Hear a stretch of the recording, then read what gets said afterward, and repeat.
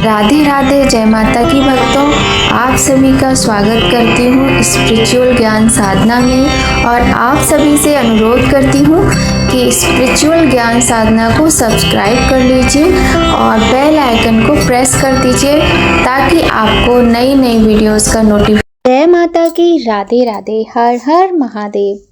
कैसे हैं आप सभी लोग? आशा करते हैं भगवान भोलेनाथ की कृपा से सभी लोग बहुत अच्छे होंगे। प्रिय भक्तों, सावन का ये महीना जो कि बड़ा ही सुंदर, मन को मोहने वाला, चारों तरफ हरियाली, बरसात की रिमझिम फुहारें, हरी हरी चूड़ियाँ, सुंदर सुंदर सावन के गीत, मन को भाने वाले और भगवान भोलेनाथ माता पार्वती का अत्यंत सुंदर रूप, उनके दर्शन, उनके व्रत और पूजा और ना जाने कितनी बातें, क्या क्या बोलें। बड़ा ही सुंदर ये पवित्र महीना सावन का जब आता है तो अपने साथ ये ढेर सारे खुशियों के रंग जो कि प्राकृतिक होते हैं लेकर आता है। प्रिय भक्तों, हमारे सनातन धर्म में हर तिथि, हर वार का विशेष महत्व शास्त्रों में बताया गया है। अभी सावन का महीना चल रहा है और इस महीने का हर दिन, हर पल, हर क्षण, हर तिथि अपने आप में बहुत महत्वपूर्ण है। ये पूरा ही महीना भगवान शिव को समर्पित होता है।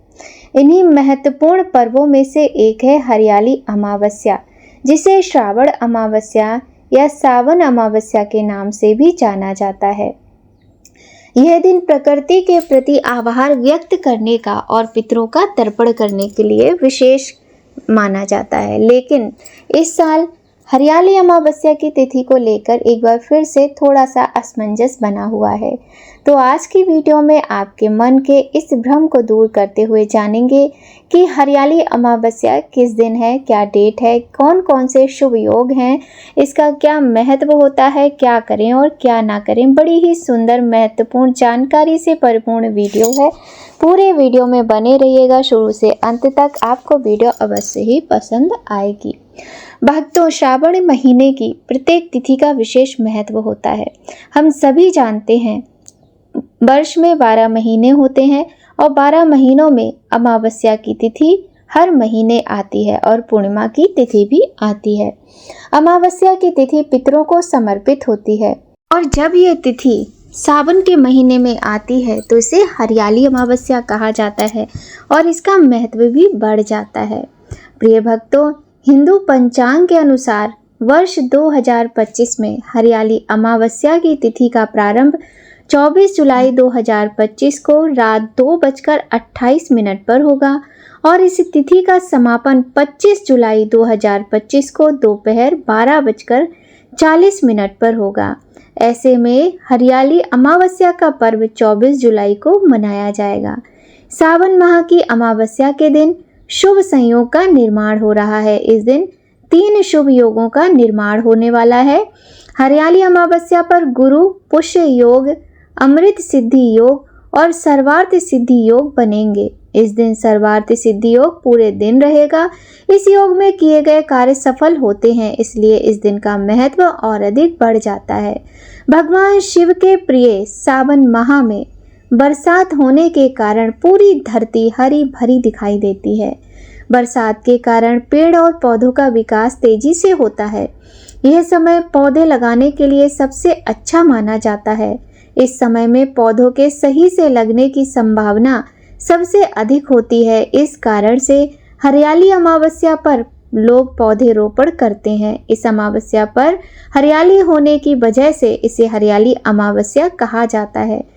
धार्मिक ग्रंथों और पुराणों में उल्लेख है कि श्रावण मास में किया गया दान, स्नान, जप, तप और शिव आराधना अक्षय पुण्य प्रदान करती है। विशेष रूप से हरियाली अमावस्या के दिन किया गया व्रत, तर्पण और पूजन पितरों की शांति के साथ साथ व्यक्ति को पूर्व जन्मों और वर्तमान जीवन में अनजाने में किए गए पापों से मुक्ति दिलाता है। साथ ही इससे जीवन में सुख, शांति और समृद्धि का आगमन होता है। प्रिय भक्तों, अमावस्या की तिथि पर हमें अपने पितरों के निमित्त कुछ ना कुछ अवश्य ही करना चाहिए। सबसे पहला कार्य जो होता है अमावस्या तिथि का, वह होता है स्नान का। स्नान अवश्य करना चाहिए। यदि आपके घर के आसपास, आपके शहर में, आपके गांव में कोई नदी है पवित्र, तो आप वहां जाकर इस दिन ब्रह्म मुहूर्त में स्नान अवश्य करें। और नहीं है तो घर में ही अपने नहाने के जल में गंगा जल मिलाकर स्नान अवश्य करें। सावन माह के दौरान भगवान शिव की पूजा और आराधना की जाती है। इस समय वातावरण में प्रकृति की अलग ही छटा देखने को मिलती है। भक्तों, भगवान शिव की पूजा हमें सभी कष्टों से मुक्ति दिलाती है, चाहे वह हमारी कुंडली में पितृदोष हो, चाहे वह किसी भी ग्रह का दोष हो। तो आप अमावस्या तिथि के दिन भगवान शिव का अभिषेक, पूजा अर्चना, दीपदान अवश्य करें। कहा जाता है कि हरियाली अमावस्या के दिन बुरी शक्तियों से बचने के लिए भगवान शिव की पूजा अत्यंत महत्वपूर्ण हो जाती है। ऐसे में इस दिन भगवान शिव का रुद्राभिषेक करवाने का बड़ा महत्व है। इस दिन रुद्राभिषेक कराने से साधक को भगवान शिव का आशीर्वाद प्राप्त होता है। हमारे भारतीय संस्कृति में दान का विशेष महत्व है। दान केवल संपत्ति का नहीं, बल्कि समय, ज्ञान और संसाधनों का भी हो सकता है। दान समाज में एकता और सहयोग की भावना को बढ़ावा देता है। दानकर्ता को संतोष और आंतरिक शांति मिलती है, जबकि जरूरतमंदों को सहायता प्राप्त होती है। दान के महत्व को विभिन्न शास्त्रों में भी वर्णित किया गया है। श्रीमद् भागवत गीता में श्री कृष्ण कहते हैं, यज्ञ दान तपः कर्म न त्याज्यम कार्यमेव तत्, अर्थात यज्ञ, दान और तप यह कर्म त्यागने योग्य नहीं है, इन्हें अवश्य करना चाहिए। इसके अतिरिक्त एक अन्य श्लोक में दान की महत्ता को इस प्रकार दर्शाया गया है, अन्नदानम परम दानम बहुदानाश्रयम लवेत तस्मात् सर्वयत्नेन अन्नम दातव्यम कृतात्मनः, अर्थात अन्न का दान सबसे श्रेष्ठ दान है। इसके द्वारा व्यक्ति महान समृद्धि प्राप्त करता है। इसलिए हर संभव प्रयास से अन्न का दान अवश्य करना चाहिए। हरियाली अमावस्या पर दान का विशेष महत्व माना जाता है। कहा जाता है कि इस शुभ दिन पर अन्न और भोजन का दान सर्वोत्तम है। हरियाली अमावस्या के पुण्यकारी अवसर पर आप भगवान के प्रति दान लोगों को करें। यदि आप गरीबों को भोजन कराते हैं, निर्धन बच्चों की सहायता करते हैं, दीनहीन असहाय लोगों की सहायता करते हैं, तो ये भगवान की प्रसन्नता का कारण बनता है। भगवान की प्रसन्नता आपको तभी प्राप्त होती है जब आपके किए गए कार्यों से किसी भी व्यक्ति को कोई खुशी प्राप्त हो।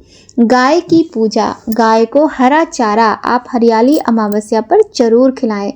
गाय माता का आशीर्वाद ले। गाय को गुड़ भी खिला सकते हैं और हर जगह आपको कहीं ना कहीं आपके शहर में गौशाला होगी, जहां पर गौ माता आपको आसानी से मिल जाएंगी।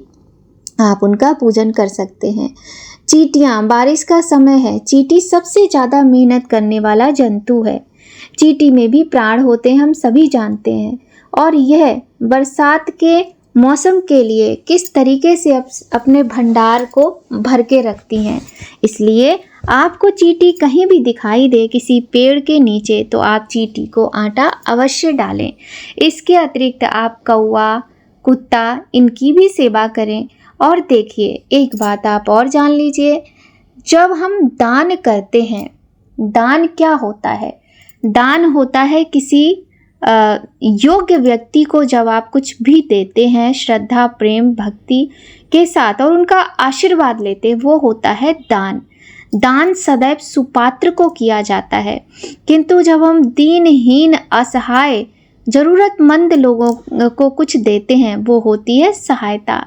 उस पर भी भगवान की असीम कृपा हमें प्राप्त होती है। तो आप गरीबों की सहायता करें, बहुत अच्छी बात है, सभी को करना चाहिए। किसी बच्चे को अगर भूख लगी है, किसी को प्यास लगी है, किसी को कपड़े चाहिए, किसी को स्कूल की फीस भरनी है, किसी को पुस्तकें चाहिए, इस तरह की सहायता कीजिए। किंतु किसी सुपात्र ब्राह्मण को कुछ न कुछ अवश्य दान करना चाहिए, क्योंकि अमावस्या की तिथि में ब्राह्मण, सुपात्र ब्राह्मण को किया गया दान आपके जीवन में अनेक कष्टों से आपको मुक्ति दिलाता है। आप अपने पितरों के निमित्त कुछ न कुछ संकल्प करके दान अवश्य कीजिए, चाहे कच्चा भोजन हो, चाहे भोजन को पकाकर आप दान करें। आप चाहें तो अमावस्या तिथि के दिन अपने पितरों के निमित्त तर्पण आदि का कार्य भी करवा सकते हैं। यदि आपकी कुंडली में पितृ दोष है या किसी भी तरह का ग्रह दोष है या काल सर्प दोष है, तो श्रावण मास सबसे उत्तम है काल सर्प दोष की पूजा के लिए। आप इस दिन काल सर्प दोष से मुक्ति के लिए किसी योग्य ब्राह्मण से पूजन कराएं। फिर देखिए आपकी कुंडली का ये दोष आपको बिल्कुल भी परेशान नहीं करेगा। पितृ दोष जीवन में आने से बहुत सारे कष्टों की हमें प्राप्ति होती है। हमें पता ही नहीं होता है कि हमें संतान संबंधी दुख है, हमें धन संबंधी दुख है, हमें किसी व्यक्ति संबंधी दुख है, शारीरिक कष्ट है, घर में कलह है। ये किस कारण से है? बहुत सारे कष्ट तो सिर्फ पितृ दोष के कारण ही होते हैं। पितृ दोष से मुक्ति का उपाय यदि अमावस्या की तिथि पर किया जाता है तो हमारे जीवन में सुख, शांति और खुशियां आती हैं। माता लक्ष्मी की कृपा होती है। इस दिन भगवान श्री हरि नारायण की पूजा अवश्य करनी चाहिए और श्रावण का महीना है तो भगवान भोलेनाथ का अभिषेक करना बिल्कुल भी ना भूलें। अमावस्या की तिथि पर बहुत सारी बहनें व्रत भी करती हैं। कहा जाता है जो बहनें अमावस्या तिथि का व्रत करती हैं उनके जीवन में अखंड सौभाग्य बना रहता है, उन्हें कभी भी दुर्भाग्य की प्राप्ति नहीं होती है। तो पार्वती माता को सुहाग सामग्री अवश्य चढ़ाएं। पीपल की पूजा विशेष रूप से अमावस्या की तिथि के दिन करनी चाहिए। पीपल पर आप 1 लोटा जल चढ़ाएं, लेकिन ध्यान रखें यह जल आपको दोपहर तक चढ़ा लेना चाहिए। आपको बहुत सुबह 4 बजे भी नहीं जाना है और आपको सूर्यास्त के बाद भी जल नहीं चढ़ाना है। कुछ नियमों का पालन करते हुए आप यदि पूजन करते हैं तो आपके जीवन के समस्त कष्ट दूर होते हैं। एक स्टील के लोटे में जल ले लीजिए, पीतल में भी ले सकते हैं लेकिन तांबे में नहीं लेना है। उसमें थोड़ा सा कच्चा दूध, थोड़ा सा गुड़, काले तिल, अक्षत और कुछ सफ़ेद पुष्प मिल जाए तो बहुत ही अच्छा रहेगा। ये सारी चीज़ें लेकर आप पीपल की जड़ को सींचिए और सिंदूर से पीपल का तिलक करना है, पुष्प चढ़ाने हैं, मिष्ठान चढ़ाने हैं और हो सके तो आप पीपल के वृक्ष की परिक्रमा कर लीजिए। यदि आप 108 परिक्रमा करते हैं तो बड़ा ही सुंदर आशीर्वाद प्राप्त होता है, बहुत ही उत्तम है। यह जो 108 परिक्रमाएं हैं पीपल वृक्ष की, ये करने से बहुत ही अच्छा, बहुत ही कृपा प्राप्त होती है हमें भगवान की। तो पीपल की परिक्रमा अवश्य करें। अगर आप 108 नहीं कर पा रहे हैं तो 7 या फिर 11 या 51 परिक्रमा अवश्य कर लें। यदि पीपल का पेड़ किसी गमले इत्यादि में लगा या ऐसी जगह लगाए कि आप उसके चारों तरफ घूम नहीं सकते हैं तो आप उसके सामने घूमकर परिक्रमा कर लीजिए।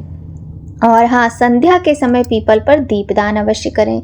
अमावस्या तिथि पर दीपदान का विशेष महत्व होता है। 1 दिया शिवालय में, 1 दिया पीपल वृक्ष के नीचे, 1 दिया बेलपत्र, 1 तुलसी के नीचे, अपने घर की चौखट पर, अपने घर की मुंडेर पर और अपने घर में रखे पानी के स्रोत के पास, साथ ही रसोई घर में और अपने घर के मंदिर में। इस तरीके से यदि आप दीपदान करते हैं तो आपको भगवान की असीम कृपा प्राप्त होती है। प्रिय भक्तों, घर की दहलीज पर और पीपल के नीचे यदि संध्या के समय हम दीपदान करते हैं तो पितरों का बहुत सारा आशीर्वाद प्राप्त होता है, क्योंकि कहा जाता है, हमारे शास्त्रों में ऐसा वर्णित है कि अमावस्या तिथि के दिन हमारे पितृ पृथ्वी पर आते हैं और पूरे दिन जो भी उनके परिवार वाले दान पुण्य इत्यादि करते हैं, जो भी वो अच्छा आचरण करते हैं, जैसे घर की साफ सफाई, घर में अच्छा वातावरण, पूजा पाठ, दान पुण्य, ब्राह्मणों के निमित्त जो हम दान पुण्य करते हैं, ऐसा करने से पितरों को भोजन प्राप्त होता है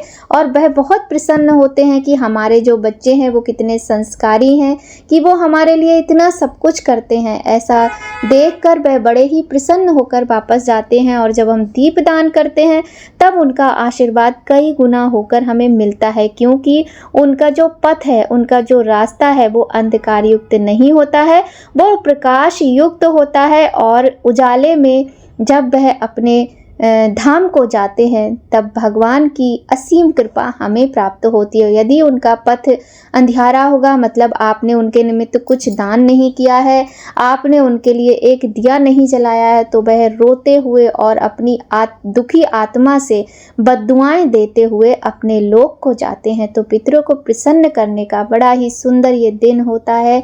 आप पूरे महीने कुछ नहीं कर रहे हैं तो अमावस्या तिथि के दिन कुछ ना कुछ अवश्य कीजिएगा। प्रिय भक्तों, एक समय आप सुबह के समय ब्रह्म मुहूर्त में उठिए, स्नान कीजिए। स्नान करके भगवान का पूजा, सूर्य भगवान को जल देने के साथ साथ दक्षिण दिशा में मुख करके 1 लोटा जल आप अपने पितरों के निमित्त अवश्य दें। ऐसा करने से आपके पितृ बड़े ही प्रसन्न होते हैं, वो तृप्त होते हैं। उनके अंदर जो बेचैनी होती है, जो तकलीफ़ें होती हैं, 1 लोटा जल से उन्हें वो परेशानियों से मुक्ति मिलती है। तो वह अपने परिवार वालों को ढेर सारा आशीर्वाद देते हैं। और आपको ध्यान रखना है कि दक्षिण दिशा की तरफ मुख करके ही आपको पितरों के निमित्त जल चढ़ाना है। जल चढ़ाइए, ब्राह्मण के निमित्त कुछ दान कीजिए, गाय माता, कुत्ता, चींटी, किसी की भी सेवा कीजिए। और ऐसा जब आप करते हैं ना तो बड़े बड़े कानूनी जो दाव पेच में लोग आपको फंसा देते हैं, उनसे भी आपको मुक्ति बड़ी आसानी से मिल जाती है। इस प्रकार से छोटे छोटे उपाय करते हुए यदि आप अमावस्या तिथि को मनाते हैं तो आपके जीवन के अनेकों कष्ट दूर होते हैं। प्रिय भक्तों, दान अवश्य कीजिएगा, पूजा पाठ अवश्य कीजिएगा। अब हम आपको एक और सरल उपाय बताते हैं।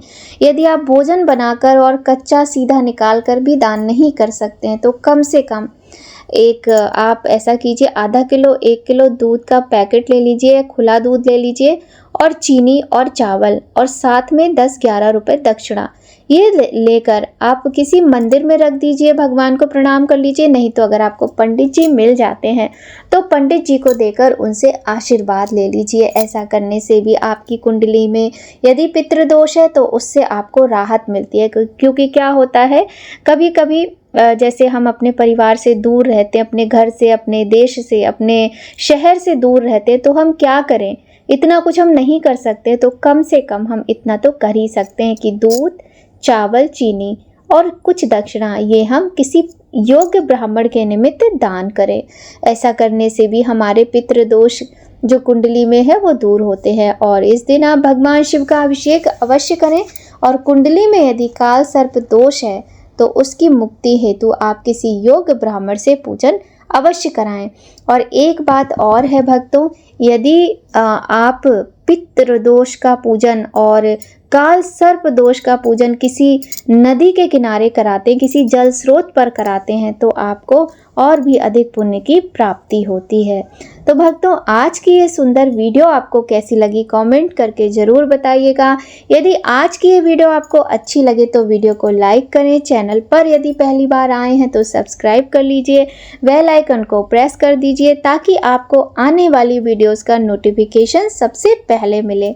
तो भक्तों, आप सभी पर भगवान गौरी शंकर और लक्ष्मी नारायण की कृपा सदा बनी रहे, इसी कामना के साथ भक्तों आज की वीडियो यहीं संपन्न होती है। मिलते हैं आपसे नई कहानी, नई जानकारी के साथ बहुत जल्द नए वीडियो में। तब तक सभी लोग खूब खुश रहिए, स्वस्थ रहिए। जय माता की, राधे राधे, हर हर महादेव।